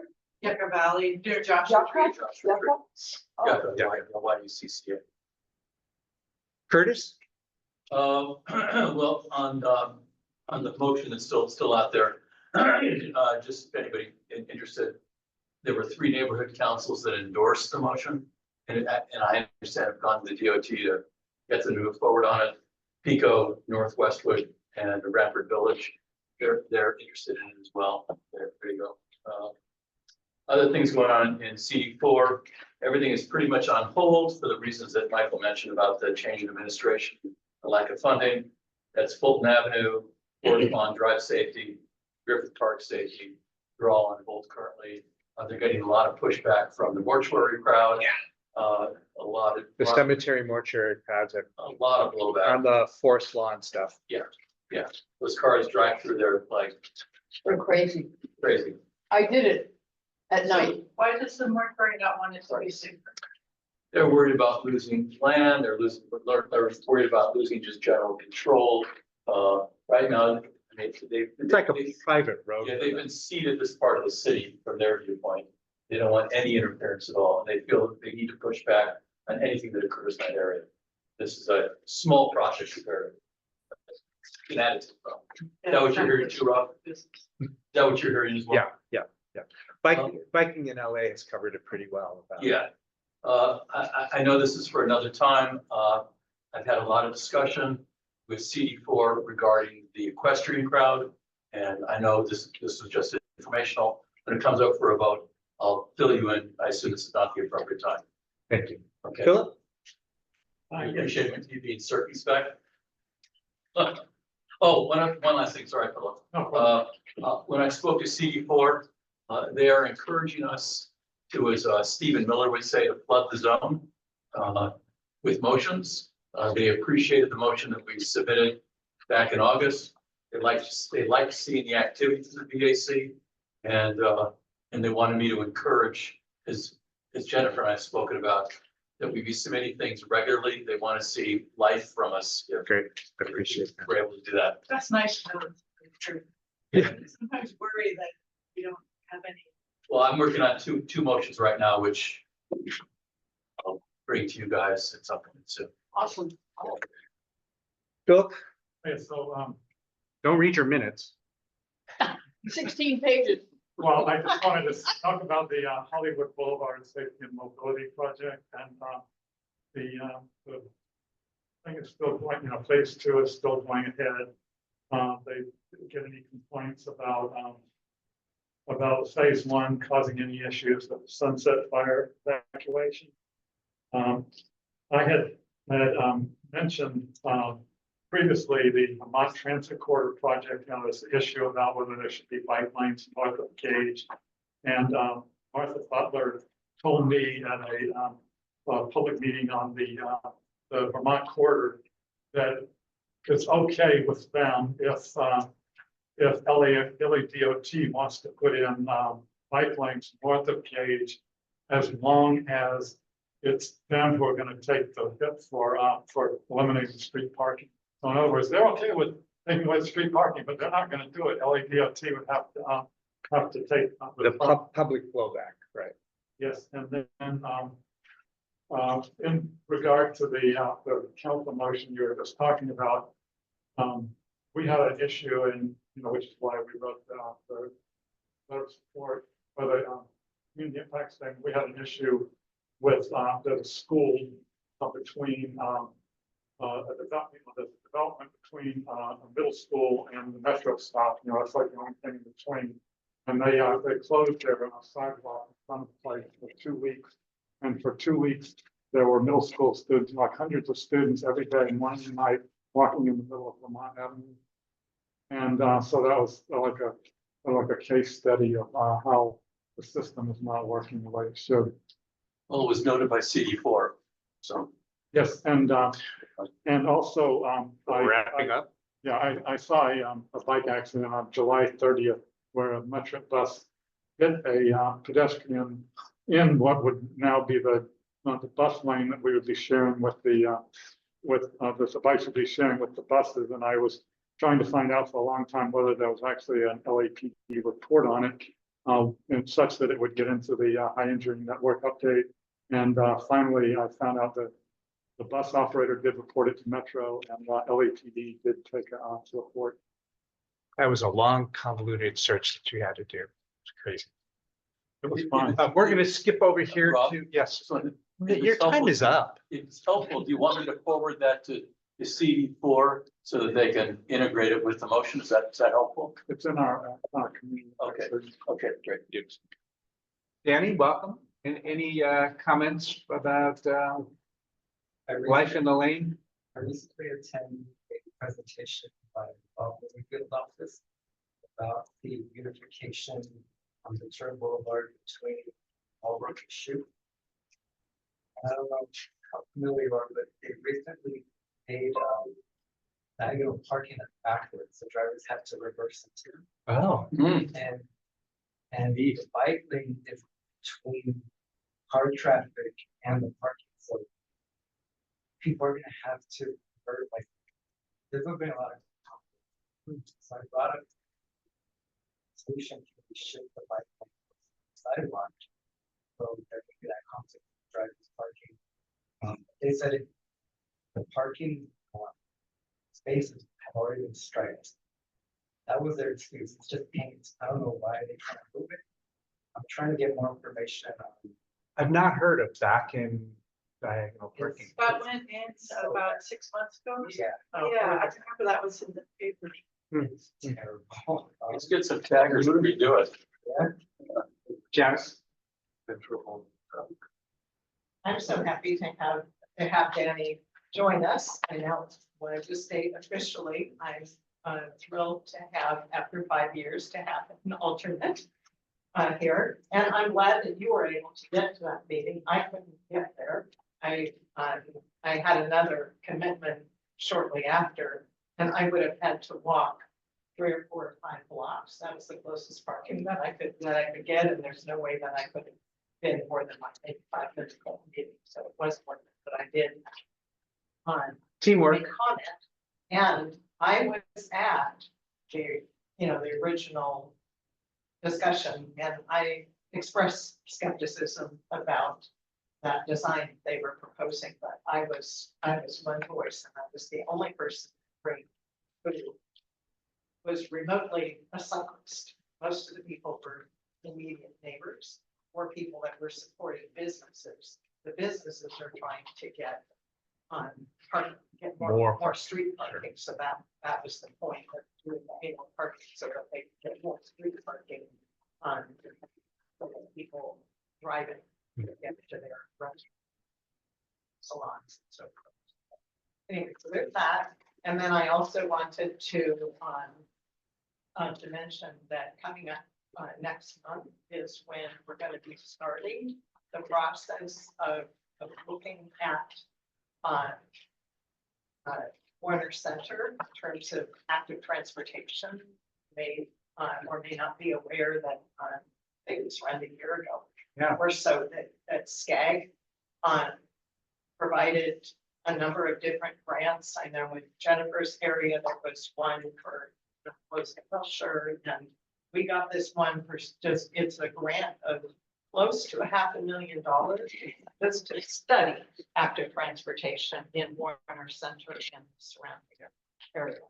The governmental and so they process is hired ponderous. consultant, and we're gonna be starting to meet, there are gonna be probably 4 meetings within this calendar year. The first one will be sometime next month. We don't know when it's going to be, and it will be a virtual meeting. That's interesting. And then I might like to maybe lob across the table to my colleague, Curtis. If you have a council member or staff who are bicycle friendly and wanting more output from this group, they might join along with others like Bob Blumenfield's legislative director, Jeff Berger, in trying to encourage CD2, CD10, CD14, and CD15 to name appointees to this organization. We've had vacancies there for as much as a year or more. And all 4 of those, and that is largely why we're short Quorum. repeatedly. And over the last 2 years, since we might have addressed that if it had been brought to us 2 years ago, I've seen probably 30% of the time, I'm thinking, I've been on this group for 5 years, and it seems like there's been a lot of those meetings that we failed to make quorum, and we were always failing to make quorum by 1 or 2 people. So we just had, So it's not my fault, totally. we just Well, had. Jennifer and Rob are actively recruiting. Yeah. I mean, out on the street, they said they've spoken to both of them. Every day. All right, we're gonna keep moving, but thank you. I tried to recruit somebody, I tried to recruit down in CD 15. Yeah. Opposite. Karen, you gotta do yours. Glenn, do you have a report? The council, any ideas for the council policy? It'd be great if it could be a standing item on both the subcommittee agendas. So that maybe it could start in the subcommittee and get vetted there before it comes to the full committee. It is. I'm just suggesting as a best practice, Yeah. opposed to multiple eyes, multiple minds on it. That's what. Number two, since our last meeting, city council has reorganized its committees. So I don't know if, Right. I don't know in terms of the changes, but Heather Hutt is the chair now, of transportation. Councilwoman Park and Hernandez are the other two members. Yeah. And that joint meeting that Michael mentioned, that is one of their regular meetings, second and fourth Wednesdays at 8:30 a.m. And I would recommend that all committee VAC members subscribe to receive the agenda. If you don't get any other agendas, get the transportation committee agendas so you can look at it and just kind of monitor. Obviously, most of the things overall will not be about bicycles, but if there is something about bicycles, it's likely to be there. And then lastly, to my CD3 friends, I am concerned about the resurfacing onto Topanga Canyon Boulevard, from Woodland Hills, Canoga Park, and Chatsworth, in that they've scraped it down and they've repaved, but everything that's cement, the gutters, the bus loading things are like this much above that, and I'm just, okay, you're aware. I agree. I walk across the Topanga Canyon I don't Boulevard know why they did. twice But, every workday, okay. 4 days a week. Anyway, I will. Is that a copy you. temporary? They haven't quite finished, or is that? Well, I thought so Some of it initially, is, some of it isn't, I think. so I will copy you on any communications I do, but I think if we, I know it's not city. Because it's, okay, all right, that's it. Thank you. Aubrey. I don't have a whole lot of bicycle stuff, but I do want to mention, Horses. well, the African American history exhibit that we have at the Ivan Gallery. And this is our second year of doing it. And I have some flyers that if you're interested, I'll pass them around. And it will have horses and they will be on Robertson Boulevard. And that's kind of earth shattering, but yeah, it's something to see. And then we have before the fires, I revamped some apartment buildings of mine, and they're vacant. If anybody needs, you know, space. Anyway, and then I don't know if anyone heard that the rates on the Ciclovia are going to be made permanent. I mean, they're going to raise them. I mean, you could have a $10 or $15 a month donation, but now it's kicked to 25. Oh. Oh. Yeah, so that's kind of nice. And then I got bike racks.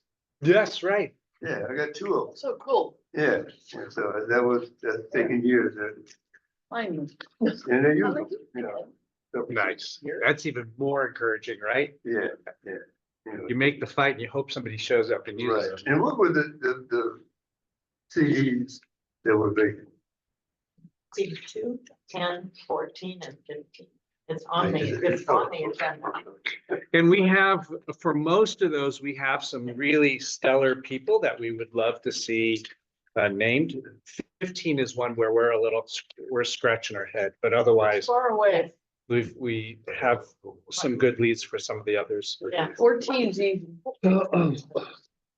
Julian, welcome to we finally got you correct sign. Yeah. Like an actual member now. Speaking of not getting quorum, I've been coming here for a year and a half now, and I still haven't gotten a vote in. For a while, at least. I don't have much of an update. I've been kind of out of the loop the last couple of months. Yeah. Okay, cool. Let me just make a plug. Ciclovia did release their 2025 calendar. If you didn't see that, that's out. League of American Bicyclists issued the state report cards, and we're number 4, which good and bad. I mean, LA in particular is not great, but there are some good things. So this comes out and it also indicates the places that we need to do continued work. And this is done on a national level. So, Can I comment on the safety? yeah, of course. So I just wanted to echo, I think it was Lionel. It was Lionel. Express some concern. The valley. About the fact that the valley Yeah. is not represented here. So I am going to contact him. I already talked to him at the last Ciclavia, the valley. So I'll talk to Jeff Jacoberger and try to get on Councilmember Blumenfield to do a community bike ride. Because he has not done one for several years, partly because of the pandemic, but then also because he didn't feel it was necessary to do a community bike ride when there was Ciclavia Valley. So we're not gonna have it. But I'm hoping that we can do it in May during National Bike Month. That would be really, that would be terrific. Yeah, Yeah. yeah, that's great. I mean, it doesn't have to be long, right? Right, It could be a slow ride. yeah. Yeah. Yeah, they usually are. They've been very well done. They get the, LAPD to, do accompany us and, Great. you know, ride. Jennifer? Yeah, I was just thinking about, I thought you were gonna keep going, like. No, stop. We have LACMA across the street from, where I live. We have a LACMA satellite gallery, and it's called Nature on Notice, Mm, and it's a gorgeous exhibition. It's really, I think it's appropriate for our group. And it's right across the street, 2401 Wilshire. And it's open on Saturdays from 1 to 4. What is it? It's on the corner of Parkview and Wilshire, right across from the park. photography. It's not just photography, it's also, they have this huge installation of a crumbled map. Oh, You saw you that? sent that. Yeah, I saw that. And, it's on top of prime boxes.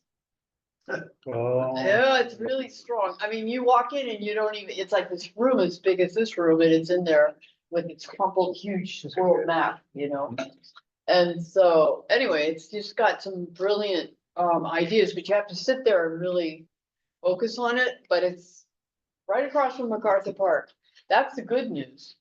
And then the other part, which is sort of good news, is that on Alvarado, they shut down the sidewalks from 6th Street on the eastern side of Alvarado, past Metro, all the way to 7th Street. Hmm. Yeah, and it's really controversial, I suppose. I don't know what's gonna happen, but we have other problems. But I mean, one thing that's happening, the place is getting stirred up, people are trying to clean it up. The vendors are having, their say in it. I'm working with a group called, CD1 Coalition, so, not so much into biking that with them, but they're talking about the cleanliness in MacArthur Park, the vendors and the fentanyl alley and the, number of unhoused in the area. So I'm working a lot on that. And I rode my bike over here, but I come the other way when I come over here. And it's like, when I go downtown, it's like I go through everything. It's just, ooh. Anyway. Let me see if there's anything, last public comments by those who are on Zoom. Any? Sorry. Did you have more?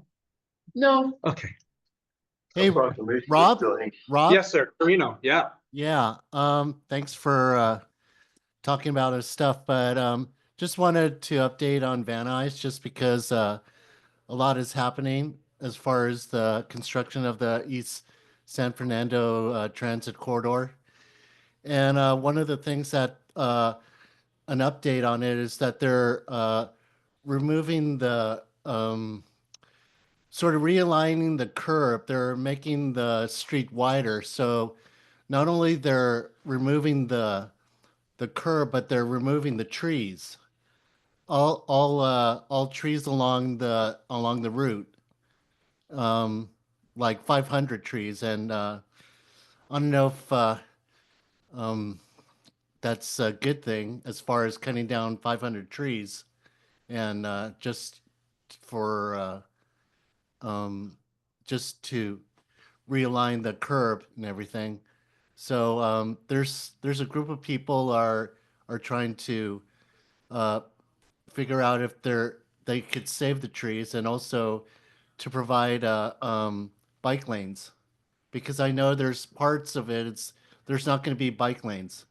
I haven't seen it yet, but that's where I'm kind of focusing in Van Nuys, because there's a lot of moving parts around Van Nuys as far as um, uh, the G line improvements, and also the Sepulveda transit corridor, and then we have the the community plans, and Mm. and I started bringing up last year about the new zoning code, Right. which I brought it up, and just to let everybody know, it's just the beginning of something that we're going to have to go through, as trying to integrate um, bicycle amenities for communities, because I've always complained that there's not enough bike racks or bike parking for anybody to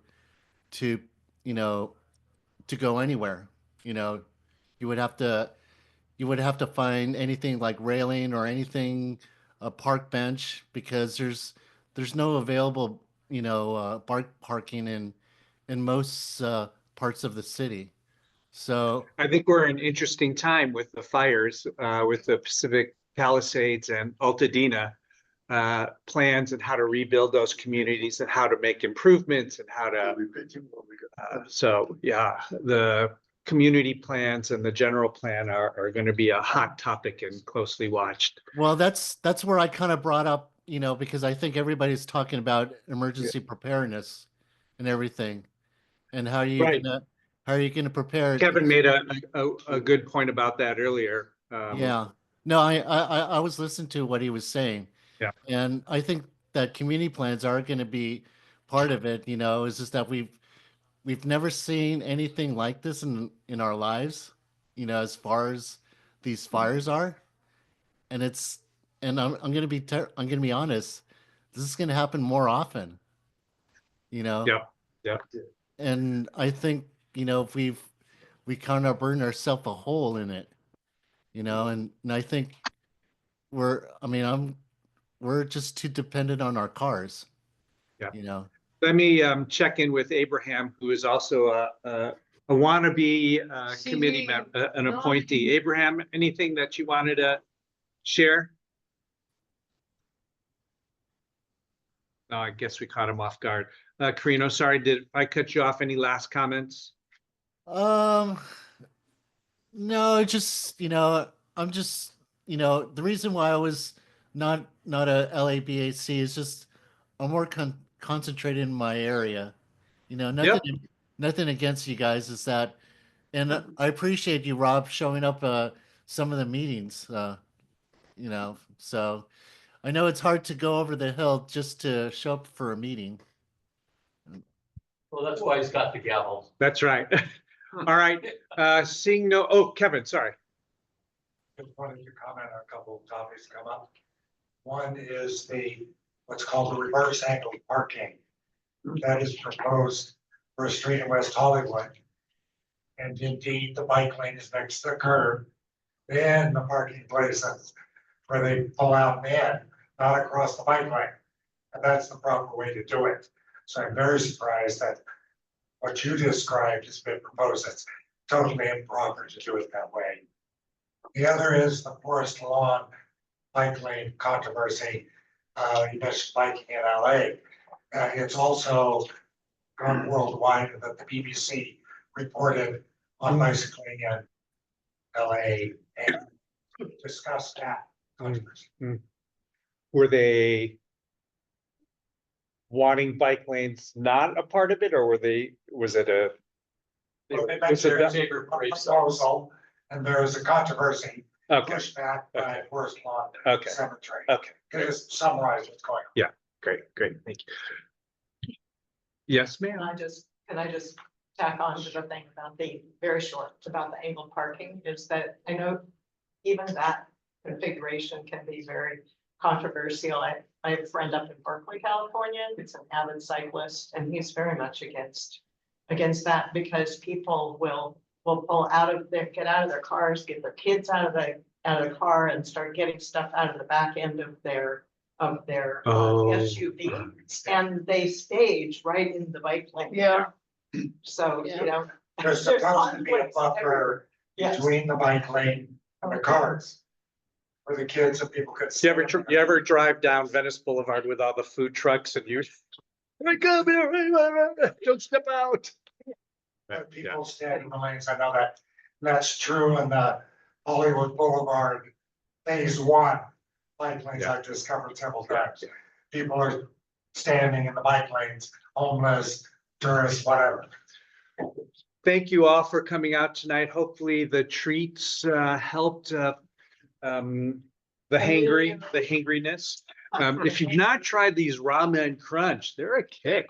It's like, they're spicy, a little spicy. No, you eat them out of the package. Yeah, dry. Yeah. So we got 1 minute to go. Finished on time. Thank you all. Good night. Adjourned. Yes, we are officially adjourned. Oh, sorry. Yes, on the agenda, the adjournment that has been suggested is from Karen, acknowledging the 200 people that were killed in crashes with motor vehicles last year in Los Angeles. So a moment, oh, Philip provided that, thank you, in terms of, we often do in memoriam and in heroes. And today it's a in memoriam of all those who died in motor vehicle crashes. Thank you. I'm in Westchester. We are now adjourned. Thank you. No heroes, huh? It's at 9 p.m. You keep track of it. 9 p.m. Doesn't matter. Who cares what time?